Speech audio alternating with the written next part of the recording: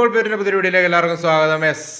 നാണം കെട്ട തോൽവി എന്ന് പറഞ്ഞാൽ അത് കുറച്ചിലായി പോകും. സെവിയ 10 വർഷത്തിന് ശേഷമാണ് സെവിയ ബാർസേനെ തോൽപ്പിക്കുന്നത്. അത് 1-0, 2-1 ഒന്നുമല്ല, 4-1.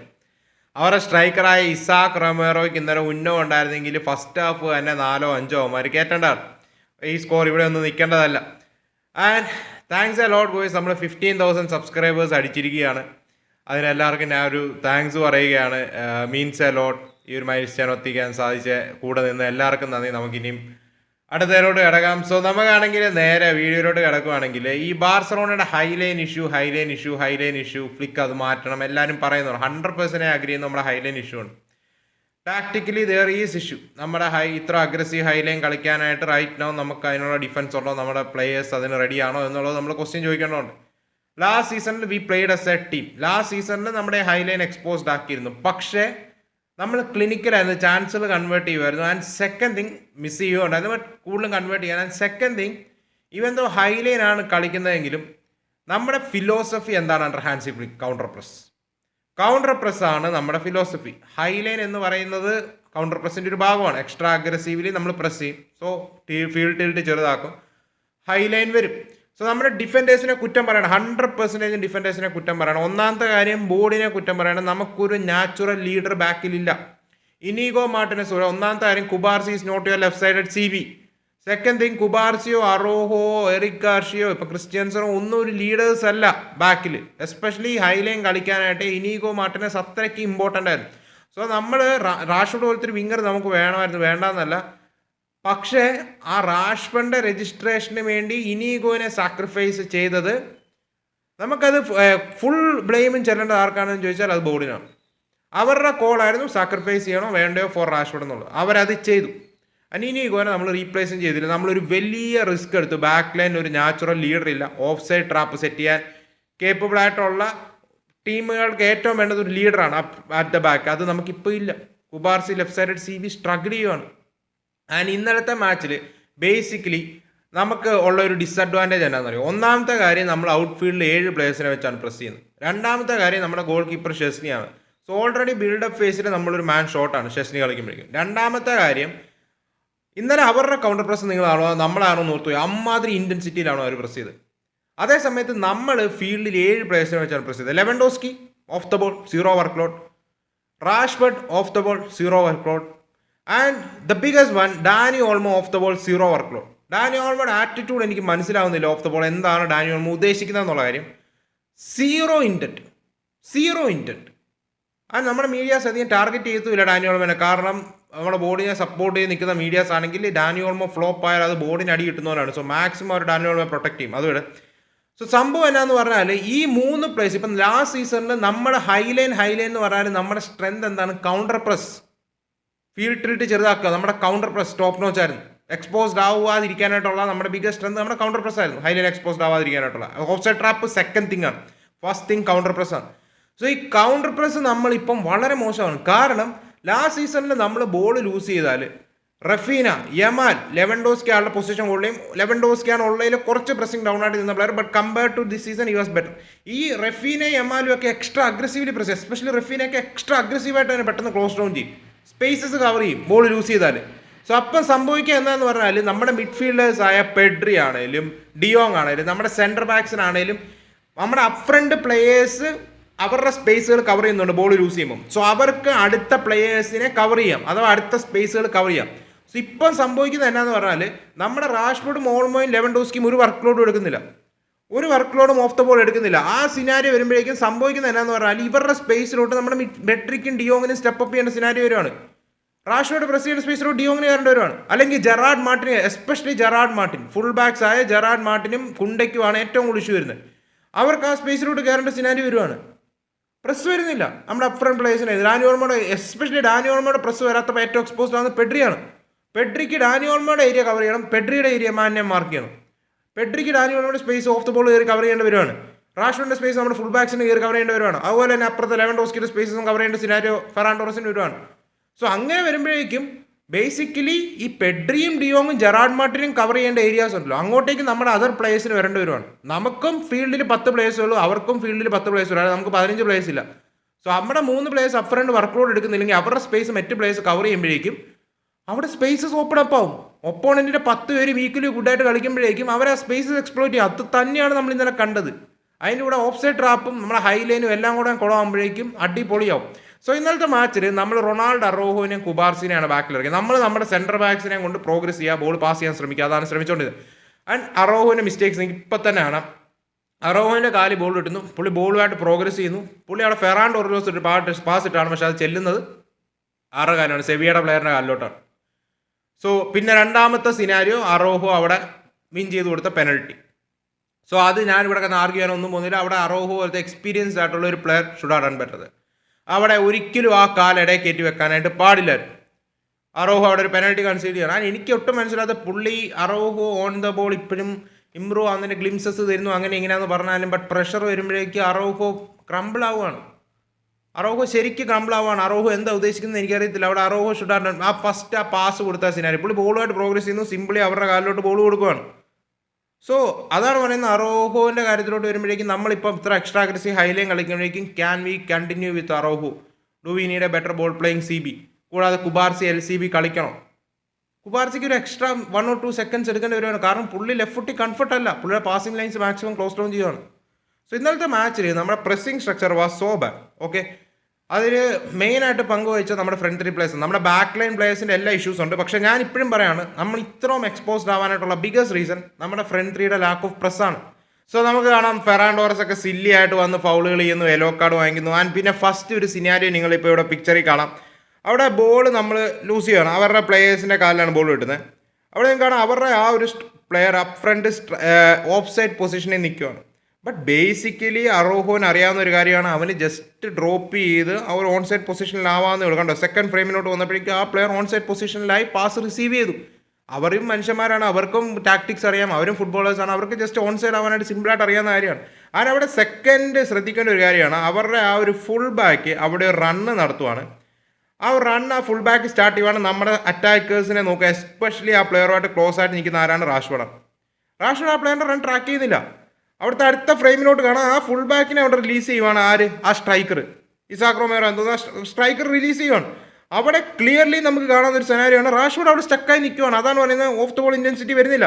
പ്ലെയർ ബോക്സിലോട്ട് റണ്ണ് നടത്തുന്നു, ക്രോസ് ഇടുകയാണ്, അത് ആ ഷോട്ട് എങ്ങനെയൊക്കെയോ നമ്മൾ ബ്ലോക്ക് ചെയ്യുകയാണ്. സോ ആ ഒരു സിനാരിയോ നിങ്ങൾ നോക്കുക. ഫസ്റ്റ് ഫ്രെയിമിലോട്ട് വരുമ്പോഴേക്കും ആ സ്ട്രൈക്കർ ആ പാസ്, അതായത് അവിടെ സ്ട്രൈക്കർ ഓൺ സൈഡ് പൊസിഷൻ വന്ന് പാസ് റിസീവ് ചെയ്യുന്നതിന് മുമ്പ് നിങ്ങൾക്ക് ഇപ്പോൾ ക്ലിയർലി കാണാം റാഷ്ഫോർഡിനോട് ക്ലോസ് ആയിട്ട് നിന്ന് അവരുടെ ഫുൾ ബാക്ക്. അടുത്ത ഫ്രെയിമിലോട്ട് വരുമ്പോൾ റാഷ്ഫോർഡ് ആ പ്ലെയറിനെ അങ്ങ് വിടുവാണ്, ഫ്രീ ആയിട്ട് അങ്ങ് വിടുവാണ്, ട്രാക്ക് ചെയ്യുന്നില്ല, അവിടെ ഇൻറ്റൻസിറ്റി കിട്ടുന്നില്ല. Do you think if it was Raphinha അവിടെ അങ്ങനെ വിടുമായിരുന്നോ? ഇല്ല. ആൻഡ് അടുത്തതായിട്ട് നമ്മൾ എടുത്തു പറയേണ്ട ഒരു കാര്യമാണ്, നമ്മുടെ ക്രോസുകളൊക്കെ ഡിഫെൻഡ് ചെയ്യുന്ന രീതിയൊക്കെ ഇന്നലെ പത്തറ്റിക് ആയിരുന്നു, ഒന്നും പറയാനില്ല. ഇപ്പം നിങ്ങൾക്ക് ഫ്രെയിമിൽ കാണാം. ഫൈനൽ തേർഡിലോട്ട് വരുവാണെങ്കിൽ look at our line bro. എവിടെ ഓഫ് സൈഡ് ട്രാപ്പ് ഇങ്ങനെയാണ് സെറ്റ് ചെയ്യുന്നത്? ക്രോസുകൾ വരുമ്പോഴേക്കും എല്ലാം ഡിസോർഗനൈസ്ഡ് ആണ്. ക്ലിയർലി വീലാക്കിയ ലീഡർ തേർ. ക്രോസ് ബോക്സിലോട്ട് വരുവാണ്, അതെങ്ങനെയൊക്കെയോ ഡിഫ്ലക്റ്റ് ആയി അവരുടെ പ്ലെയറിൻ്റെ കാലിലോട്ട് കിട്ടുന്നു, അവർ ഷോട്ട് എടുക്കുന്നത് അത് ജസ്റ്റ് വൈഡ് പോവാണ്. അതുകൊണ്ട് എങ്ങനെ നമ്മൾ ഇങ്ങനത്തെ സിനാരിയോസ് ഒക്കെ മാച്ചിൽ ക്രിയേറ്റ് ചെയ്യുന്നു എന്നുള്ളത് നോ ഐഡിയ. എന്ത് ഈസിലിയാണ് അവർ നമ്മുടെ ഓഫ് സൈഡ് ട്രാപ്പുകൾ ബീറ്റ് ചെയ്യുന്നതും മറ്റുമൊക്കെ. അതിന് എടുത്തു പറയേണ്ട മറ്റൊരു കാര്യം എന്താണെന്ന് വെച്ചാൽ, ഇപ്പം ഞാൻ പറഞ്ഞല്ലോ, ഇപ്പോൾ ഈ മാച്ചിലോട്ട് വരുമ്പോൾ ഞാനാണെങ്കിൽ ഡാനി ഓൾമോനെ പിക്ചറിൽ കണ്ടിട്ടേ ഇല്ല. റാഷ്ഫോർഡിനെ ഞാൻ ഓവർ ക്രിറ്റിസിസം കൊടുക്കുമല്ല, പക്ഷേ ഈവൻ ഈ പ്ലെയറിനെ ഓടിപ്പിടിക്കാൻ പറ്റത്തില്ല, അങ്ങനെ ആർഗ്യൂ ചെയ്യാം. പക്ഷേ ഇൻറ്റൻ്റ് എന്ന് പറയുന്ന ഒരു സാധനം കാണിക്കാമല്ലോ. കാരണം നിങ്ങൾ ആ ഒരു റണ്ണ് നടത്തുവാണെങ്കിൽ മേ ബി ഫൈനൽ തേർഡിൽ എത്തുമ്പോൾ ഏതൊരു ഒരു പൊസിഷൻ വന്ന് കവർ ചെയ്യാൻ സാധിക്കും. ഓക്കെ, നിങ്ങളുടെ ടീംമേറ്റ്സിന് മേ ബി ഒരു സപ്പോർട്ട് ആയേക്കാം. കാരണം ആ പ്ലെയർ എടുക്കുന്ന ഷോട്ട് സേവ് ചെയ്ത് ഡിഫ്ലക്റ്റ് ചെയ്ത് ചിലപ്പം നിങ്ങൾ റണ്ണ് നടത്തുമായിരുന്നെങ്കിൽ ആ ഡിഫ്ലക്റ്റ് ചെയ്ത് വരുന്ന പ്ലെയറിൻ്റെ കാലിന് വരുന്ന സമയത്ത് നിങ്ങൾ വേണേൽ ആ പ്ലെയറിനോട് ക്ലോസ് ആയിട്ട് വരാം. സോ അതാണ് പറയുന്നത്, ആ ഒരു ഇൻറ്റൻറ്റ് കാണിക്കണം ബോൾ യൂസ് ചെയ്താൽ. കാരണം ഓൾറെഡി ലെവൻഡോസ്കി അപ്പ് ഫ്രണ്ട് ഉണ്ട്, നമുക്കൊരു ടാർഗറ്റായിട്ട് യൂസ് ചെയ്യാം. നമ്മളൊരു 2 പ്ലേയേഴ്സിനെ അപ്പ് ഫ്രണ്ട് വെറുതെ നിർത്തേണ്ട ആവശ്യമില്ല. ഡാനി ഓൾമോ വെറുതെയാണ്. ഡാനി ഓൾമോയുടെ കയ്യിൽ നിന്ന് on the ball off the ball ഒരു കുന്തോ ഇപ്പം കിട്ടുന്നില്ല. ആൻഡ് അടുത്ത ഒരു സിനാരിയോ, ഇത് one of the worst piece of defending നമുക്ക് കാണാനായിട്ട് സാധിക്കും. ഇവിടെ ബോൾ ലൂസ് ചെയ്യുകയാണ്, എനിക്ക് തോന്നുന്നു മെൻഡിയാണെന്ന് തോന്നുന്നു. അവിടെ റാഷ്ഫോർഡ് നിങ്ങൾക്ക് ഇപ്പം കാണാം, അവിടെ ബോൾ ലൂസ് ചെയ്തിട്ട് അവിടെ വാച്ച് ചെയ്യണം. അവിടെ ഡാനി ഓൾമോയോട് ക്ലോസ് ആയിട്ട് നിൽക്കുന്ന ആ പ്ലെയറിനെ നോക്കുക. ഓക്കെ, ഡാനി ഓൾമോയോട് ക്ലോസ് ആയിട്ട് നിന്നുകൊണ്ടാണ് ഇസാക് റൊമേറോ എന്ന് തോന്നുന്നു അവിടെ നിന്ന് ആ റണ്ണ് നടത്തുന്നത്. ഓക്കെ, അടുത്ത ഫ്രെയിമിലോട്ട് നിങ്ങൾക്ക് കാണാം അവിടെ കുബാർസി ബീറ്റ് ചെയ്യാണ്, അവിടെ റണ്ണ് വരികയാണ്. അവിടെ ആ പ്ലെയർ കുബാർസി ആ വൈഡ് നടത്തുന്ന പ്ലെയറിനെ ഓഫ് സൈഡ് പൊസിഷനിലാക്കുന്നുണ്ടെങ്കിലും ഡാനി ഓൾമോയോട് ക്ലോസ് ആയിട്ട് നിന്ന ഇസാക് റൊമേറോയുടെ കയ്യിൽ നിന്ന് ആ ഒരു റണ്ണ് വരികയും അവിടെ ഡാനി ഓൾമോ ബോൾ വാച്ച് ചെയ്യുകയാണ്. ആ പ്ലെയറിൻ്റെ റൺ ട്രാക്ക് ചെയ്യുന്നില്ല. അടുത്ത ഫ്രെയിമിലോട്ട് വന്നപ്പോൾ ആ മറ്റേ പ്ലെയർ ഓഫ് സൈഡ് ആണെങ്കിലും എന്നാ ഈ പ്ലെയർ ഓൺ സൈഡ് പൊസിഷൻ ചെയ്ത് റണ്ണ് നടത്തി ഫൈൻഡ് ചെയ്യണം. അവിടെ നമ്മൾ ഡിഫൻഡേഴ്സിനെ കുറ്റം പറയുന്നതിനേക്കാൾ ഉപരി ആ പ്ലെയറിനോട് ക്ലോസ് ആയിട്ട് നിന്ന ഡാനി ഓൾമോ എന്തുകൊണ്ട് ആ പ്ലെയറിൻ്റെ റൺ ട്രാക്ക് ചെയ്തില്ല, കോൾ ചെയ്തില്ല, ഒപ്പം ഓടിയില്ല? ചോദിക്കുന്ന ക്വസ്റ്റ്യൻ. അടുത്ത് നോക്കുക, ഡാനി ഓൾമോ ജോഗിയാണ്. ഓക്കെ, ഈ സിനാരിയോയിൽ ഡാനി ഓൾമോ പ്ലെയറിനെ ലൂസ് ചെയ്തു. ഓക്കെ, അറ്റ്ലീസ്റ്റ് ആ കമ്മിറ്റ്മെൻറ്റ് കാണിച്ച് റണ്ണ് നടത്ത്, ആ സ്പേസ് കവർ ചെയ്യും. കുണ്ടെ ലെച്ച് അപ്പുറത്ത് അവരുടെ ആ റൈറ്റ് ഹാൻഡ് സൈഡിലൂടെ അതോ അവരുടെ ലെഫ്റ്റ് ഹാൻഡ് സൈഡിലൂടെ വാർഗാസ് റണ്ണ് നടത്തുന്നുണ്ട്. സോറി, കുണ്ടയ്ക്ക് മേ ബി ആ പ്ലെയറിലോട്ട് മാർക്ക് ചെയ്യാനായിട്ട് റണ്ണ് നടത്താം. ഡാനി ഓൾമോ ആ കുണ്ടയുടെ സ്പേസിലോട്ട് റണ്ണ് നടത്തുവാണെങ്കിൽ. ബട്ട് അവിടെ ആ റണ്ണ് വരുന്നു. ഡാനി ഓൾമോ നിങ്ങൾക്ക് ഇപ്പോഴും കാണാം ഫ്രെയിമിനെ കംപ്ലീറ്റ്ലി ഔട്ടായി. ഒരു ഇൻറ്റൻസിറ്റി കാണിക്കുന്നില്ല ഡാനി ഓൾമോയുടെ ഭാഗത്തു നിന്ന്. അവിടെ ആ ബോൾ ലൂസ് ചെയ്യുകയാണ്. ആ ഫൈനൽ ഫ്രെയിമിലോട്ട് വരുന്നു. ആ ഷോട്ട് എങ്ങനെയൊക്കെ ഷെസ്നി സേവ് ചെയ്യാണ്. ആ ട്രാൻസിഷൻ സ്റ്റാർട്ട് ചെയ്യുന്ന സമയത്തും റാഷ്ഫോർഡിനെ നിങ്ങൾക്ക് ആൾ ഓക്കെയാണ്. ആൾക്ക് മേ ബി ഒന്നാമത്തെ കാര്യം ആളുടെ ആ സൈഡിൽ നിന്നാണ് ബോൾ ലൂസ് ചെയ്യുന്നത്. ഒന്നാമത്തെ കാര്യം. രണ്ടാമത്തെ കാര്യം, ആൾ ആ ഒരു ഇൻറ്റൻറ്റ് കാണിച്ചൂടെ? അതായത് ഓടി വന്ന ആൾക്ക് ഇമ്പോസിബിൾ ആയിരിക്കാം ആ ബോൾ വിൻ ചെയ്യാനായിട്ട്. പക്ഷേ കമ്മിറ്റ്മെൻറ്റ് എന്ന് പറയുന്നൊരു സാധനമുണ്ട്. ട്രാക്ക് ചെയ്യുക, അറ്റ്ലീസ്റ്റ് നമ്മുടെ ഹാഫിലോട്ടേലും വരിക. അഥവാ ബോൾ അവന്മാർ എങ്ങനെയും നമ്മൾ ലൂസായിട്ട് ട്രാൻസിഷൻ സ്റ്റാർട്ട് ചെയ്യാൻ ഹെൽപ്പ് ചെയ്യുക. അല്ലെങ്കിൽ ഫൈനൽ തേർഡിലോട്ട് അവരെത്തുമ്പോഴേക്കും ഒരു ബോഡി അവിടെ വരിക. കാരണം അവിടെ മേ ബി നമ്മുടെ ഗോൾ കീപ്പർ സേവ് ചെയ്യാം. പിന്നെ അവർ പൊസഷൻ ഹോൾഡ് ചെയ്തിട്ട് പാസിംഗ് സീക്വൻസുകൾ അവർക്ക് ആ നമ്മുടെ ഫൈനൽ തേർഡിൽ സ്റ്റാർട്ട് ചെയ്യാനായിട്ട് സാധിക്കും. സോ ആ സിനാരിയോയിൽ റാഷ്ഫോർഡ് മേ ബി ഒരു 10-15 സെക്കൻഡ് കഴിഞ്ഞാണ് ആ ഫൈനൽ തേർഡിലോട്ട് വരുന്നതെങ്കിലും അവിടെ എത്തുവാണെങ്കിൽ ആ ഒരു ബിൽഡപ്പ് ഫേസ് അവരാണെങ്കിൽ ഫൈനൽ തേർഡിൽ കിടന്ന് പൊസഷൻ കീപ്പ് ചെയ്ത് പാസിംഗ് സീക്വൻസുകൾ നടത്തുന്ന സമയത്ത് നമ്മുടെ ഒരു ബോഡിയും കൂടെ എക്സ്ട്രാ അവിടെ വരത്തില്ലേ? റാഷ്ഫോർഡ് ഇങ്ങനെ നടന്നു വന്നാൽ എന്ത് ചെയ്യും? ഓൾമോ ഇങ്ങനെ നടന്നു വന്നാൽ എന്ത് ചെയ്യും? ലെവൻഡോസ്കിയുടെ പ്രസിംഗ് ഇൻറ്റൻസിറ്റി കിട്ടാൻ പോകുന്നില്ല. സോ നിങ്ങൾക്ക് ഇപ്പോൾ ഈ പിക്ചറിൽ ക്ലിയർലി കാണാം ഓൾമോ, റാഷ്ഫോർഡ്, ലെവൻഡോസ്കി 3 പ്ലേയേഴ്സ് ഇല്ല. Pressing of the ball 3 players ഇല്ല. അവരുടെ സ്പേസസോടെ നമ്മുടെ മറ്റ് പ്ലേയേഴ്സിന് കവർ ചെയ്യേണ്ടി വരുവാണ്, എക്സ്പോസ്ഡ് ആവുകയാണ്. അടുത്തതായിട്ട് അനദർ കോമഡി സിനാരിയോ കാണാവുന്ന ഒരു സിറ്റുവേഷനാണ്. അടുത്ത അവരുടെ ഒരു ബിൽഡപ്പ് ഫേസാണ്. അവരുടെ ഒരു ബിൽഡപ്പ് ഫേസിലൂടെ അവർ ഫൈനൽ തേർഡിലോട്ട് വരികയാണ്. ഇവിടെ നിങ്ങൾക്ക് കാണാം ക്രോസ് ബോക്സിലോട്ട് വരുമ്പോൾ 4 vs 3 സിനാരിയോ ആണ്. ഇതൊരു ബിൽഡപ്പ് ഫേസിൽ നിന്നാണ്, അല്ലാതെ ട്രാൻസിഷൻ അല്ല. ട്രാൻസിഷൻ സിനാരിയോ എന്നല്ല അവരിത് ക്രിയേറ്റ് ചെയ്തത്, ഒരു ബിൽഡപ്പ് ഫേസിൽ നിന്ന് ക്രിയേറ്റ് ചെയ്തതാണ്. അതായത് അവർ പൊസിഷൻ കീപ്പ് ചെയ്ത് പതുക്കെ ബിൽഡ് ചെയ്തതാണ്. സോ അവർ ബിൽഡ് ചെയ്ത് വരുന്ന സിനാരിയോയിൽ എങ്ങനെ അവർക്ക് ന്യൂമറിക്കൽ അഡ്വാൻറ്റേജ് ക്രിയേറ്റ് ചെയ്യാൻ സാധിക്കുന്നു? നോക്ക്, അവരുടെ 4 നമ്മുടെ 3 പ്ലേയേഴ്സും. എന്തുകൊണ്ട് സിമ്പിൾ. മുമ്പത്തെ സിനാരിയോ നമ്മുടെ ഫ്രണ്ട് ലൈൻ പ്ലേയേഴ്സിൻ്റെ കയ്യിൽ നിന്ന് വർക്ക് ലോഡ് കിട്ടുന്നില്ല. നമ്മുടെ പ്ലേയേഴ്സിന് ഈവൻ ഇൻ പൊസഷൻ അവർ പൊസിഷൻ കീപ്പ് ചെയ്ത് ബിൽഡ് ചെയ്യുന്ന സമയത്ത് നമ്മുടെ പ്ലേയേഴ്സിന് എക്സ്ട്രാ അഗ്രസീവ്ലി പ്രസ് ചെയ്യേണ്ടവരാണ്, ആർക്ക് മിഡ്ഫീൽഡേഴ്സിനും ഫുൾ ബാക്സിനും. സോ അങ്ങനത്തെ സിനാരിയോ വരുമ്പോഴേക്കും എന്ത് ചെയ്യും? അവർക്ക് ന്യൂമറിക്കൽ അഡ്വാൻറ്റേജ് ക്രിയേറ്റ് ചെയ്യാൻ സാധിക്കും. അനദർ എക്സാമ്പിൾ ആണ് ഞാൻ ഈ പറഞ്ഞ ന്യൂമറിക്കൽ അഡ്വാൻറ്റേജ് ക്രിയേറ്റ് ചെയ്ത് നമ്മുടെ ഫ്രണ്ട് 3 പ്ലേയേഴ്സിനെ ഒരു പ്രസിംഗും കിട്ടാൻ സിനാരിയോ. സോ അടുത്തായിട്ട് അവർ സ്കോർ ചെയ്ത ബോൾ നിങ്ങൾക്ക് അടുത്ത കോമഡി കാണാം. അവിടെ ജൂൾസ് കുണ്ടനെ ഫൗൾ ചെയ്തു എന്ന് പറഞ്ഞാൽ നമ്മളവിടെ നോക്കി നിൽക്കുകയാണ്. മേ ബി ഫൗൾ കാണാനില്ലായിരിക്കും, അവിടെ ഒരു കോൺടാക്ട് ഉണ്ട്, പക്ഷേ അത് ഫൗൾ സോഫ്റ്റ് ആവാം. റെഫറിയുടെ ഡിസിഷനിൽ അത് ഫൗളല്ല. ഓക്കെ, റെഫറി അവിടെ ഡിസിഷൻ എടുത്ത് നമ്മളവിടെ പ്ലേ എന്തിന് സ്റ്റോപ്പ് ചെയ്യണം? അവിടെ പെഡ്രി ആണെങ്കിലും അത് ഫൗളാന്ന് പറഞ്ഞ് അവിടെ നിൽക്കുന്നു. പോസ്റ്റ് മാച്ചും പുള്ളി എന്ന് പറയുന്നത് അത് ഞാൻ ഫൗളായി ഞാൻ കണ്ടായിരുന്നു. ബട്ട് പെഡ്രി അവിടെ നോക്കുന്നു. അവിടെ നമ്മുടെ പ്ലേയേഴ്സ് കളി നിർത്തി, എല്ലാവരും അവിടെ നോക്കിയിരിക്കുകയാണ്. ഡിയോങ് റെഫറിയോട് ചോദിക്കുന്നു.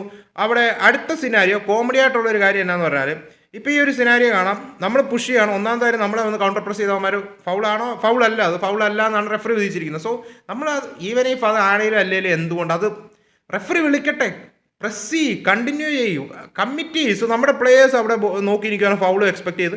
പക്ഷേ അവിടെ ആ പ്ലെയർ റിലീസ് ചെയ്യണം. ഇപ്പം നിങ്ങൾക്ക് ഇവിടെ കാണാം കുബാർസി അവരുടെ ആ സ്ട്രൈക്കറിനോടൊപ്പം ക്ലോസ് ആയിട്ട് നിൽപ്പുണ്ട്. ഇസാക് റൊമേറോ എന്ന് തോന്നുന്നു. വാർഗാസ് അവിടെ റൈറ്റിൽ അവരുടെ ലെഫ്റ്റിൽ ഫ്രീ ആയിട്ട് നിൽപ്പുണ്ട്. സോ അറോഹു വാർഗാസിന് ഇപ്പം ഇത് അറോഹുവിൻ്റെ കുഴപ്പമല്ല, നമ്മുടെ എല്ലാ പ്ലേയേഴ്സും ഈക്വലി ബ്ലെയിം ചെയ്യണം. എസ്പെഷ്യലി നമ്മുടെ മിഡ്ഫീൽഡും അറ്റാക്കേഴ്സിനും എല്ലാം ബ്ലെയിം ചെയ്യണം. അവിടെ ഗെയിം സ്റ്റോപ്പ് ചെയ്യുന്നതിനും നമ്മളവിടെ ഫൗൾ എക്സ്പെക്ട് ചെയ്ത് നിന്നതിനും. പക്ഷേ ഇവിടെ മേ ബി ഇനീഗോ ആയിരുന്നു അറോഹുവിൻ്റെ സ്ഥാനത്തിന് പ്ലസ് പെട്ടെന്ന് വാർഗാസിനെ ക്ലോസ് ഡൗൺ ചെയ്യുന്നതിന്. കാരണം അവിടെ ഇസാക് റൊമേറോ വാർഗാസോ ഇൻ ബിഹൈൻഡ് റൺ എടുത്തിയ കുബാർസിക്കും അറോഹുവിനും ക്യാച്ച് ചെയ്യാൻ പറ്റത്തില്ല, നമ്മുടെ ഫുൾ ബാക്സിന് വരാനും പറ്റത്തില്ല. സോ അടുത്ത സിനാരി ഇവിടെ കാണുക, അവർ ആ പാസ് വാർഗാസിലോട്ട് റിലീസ് ചെയ്യുമ്പോൾ അറോഹു അവിടെ ബോൾ വാച്ച് ചെയ്യാണ്.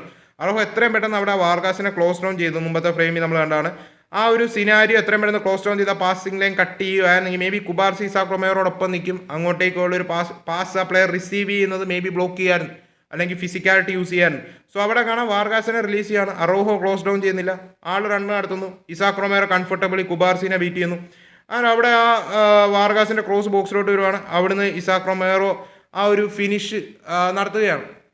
കംഫർട്ടബിളി ആൾ അവിടെ ഒരു ഫിനിഷ് നടത്തുകയാണ്. സോ മേ ബി അവിടെ നമ്മൾ ആ ഒരു ഫസ്റ്റ് ഫേസിൽ തന്നെ നിങ്ങൾക്ക് കാണാം അറോഹോ എത്രയും പെട്ടെന്ന് ക്ലോസ് ഡൗൺ ചെയ്യുമായിരുന്നെങ്കിൽ മേ ബി, ഉറപ്പല്ല, maybe me might been able to block that pass. അല്ലേ, ഒന്നും പറയാൻ പറ്റത്തില്ല. സോ വരാതിരിക്കാം, പക്ഷേ ആ റൈറ്റ് മൂവ് അവിടെ നടത്തായിരുന്നു അറോഹോന്. മേ ബി ഇനീഗോനെയൊക്കെ ക്ലിയർലി നമ്മൾ ഇവിടെയാണ് മിസ് ചെയ്യുന്നത്. ഇനീഗോ ആയിരുന്നെങ്കിൽ ആ ഒരു press right മൂവ്മെൻറ്റിൽ all initiate ചെയ്തേനെ.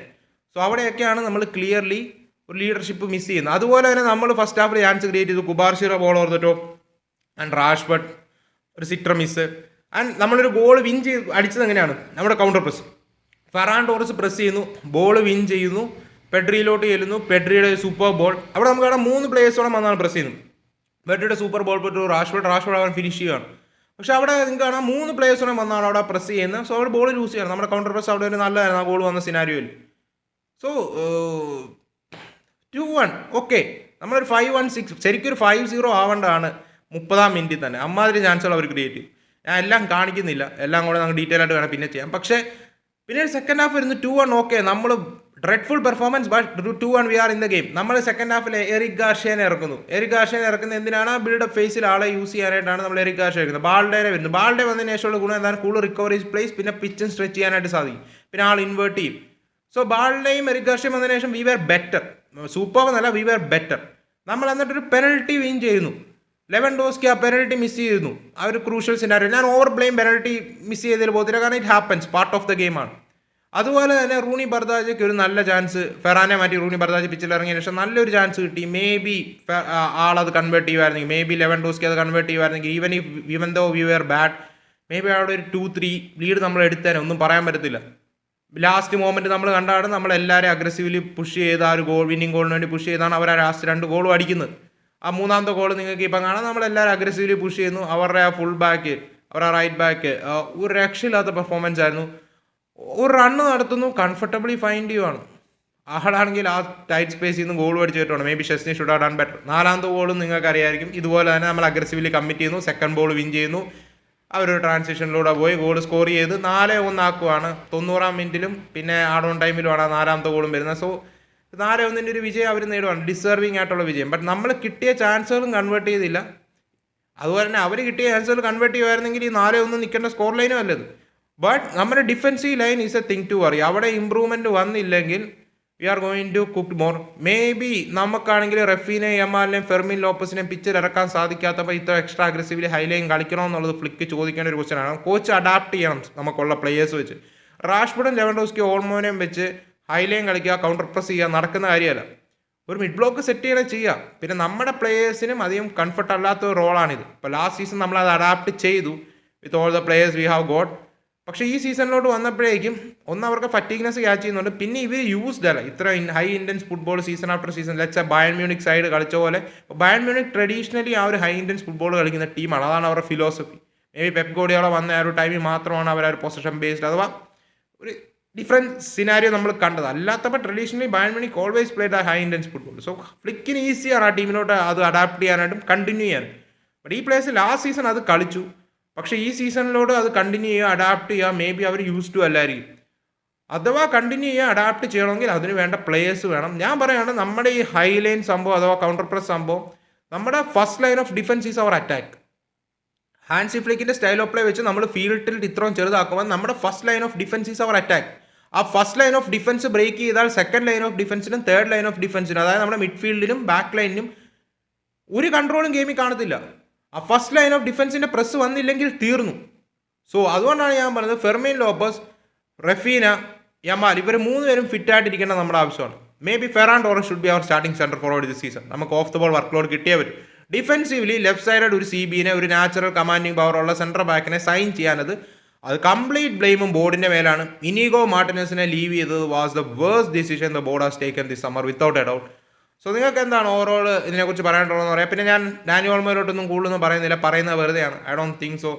One of the worst signings in recent history എന്ന് തന്നെ പറയേണ്ടി വരും. അതുപോലെ തന്നെ റാഷ്ബർഡ് ഔട്ട്പുട്ട് കൊടുക്കുന്നുണ്ട് എന്ന് പറഞ്ഞിട്ട് കാര്യമില്ല. നമ്മൾ പറഞ്ഞല്ലോ ഓവറോൾ ജനറൽ ടീമിൻ്റെ ബാലൻസ് കംപ്ലീറ്റ്ലി ഓഫ് ആവുകയാണ്. പക്ഷേ എങ്ങനെയൊക്കെയോ ചാൻസുകൾ 2-3 ചാൻസ് കിട്ടുമ്പോൾ അതിൽ ഒരെണ്ണം കൺവേർട്ട് ചെയ്യുന്നുണ്ടെന്ന് പറഞ്ഞിട്ടായിരുന്നു. നിങ്ങൾ നമ്മുടെ ആ ടീമിൻ്റെ ബാലൻസിനെ കംപ്ലീറ്റ്ലി ബാധിക്കുന്നുണ്ടെങ്കിൽ ദാറ്റ്സ് ആൻ ഇഷ്യൂ. പിന്നെ 1-on-1 Rashford is dreadful. 1-on-1 സിനാരിയോസിൽ Rashford is so bad. In behind ആൾക്ക് ബോൾ ഇട്ട് കൊടുത്താൽ ഈസ് ഡൂയിങ് തിങ്സ്. ആളുടെ കുഴപ്പമില്ലാത്ത അസിസ്റ്റുകൾ വരുന്നുണ്ട്, നല്ല ക്രോസുകൾ ഇടാറുണ്ട്, സെറ്റ് പീസ് ഡേഞ്ചറസ് ആണ്.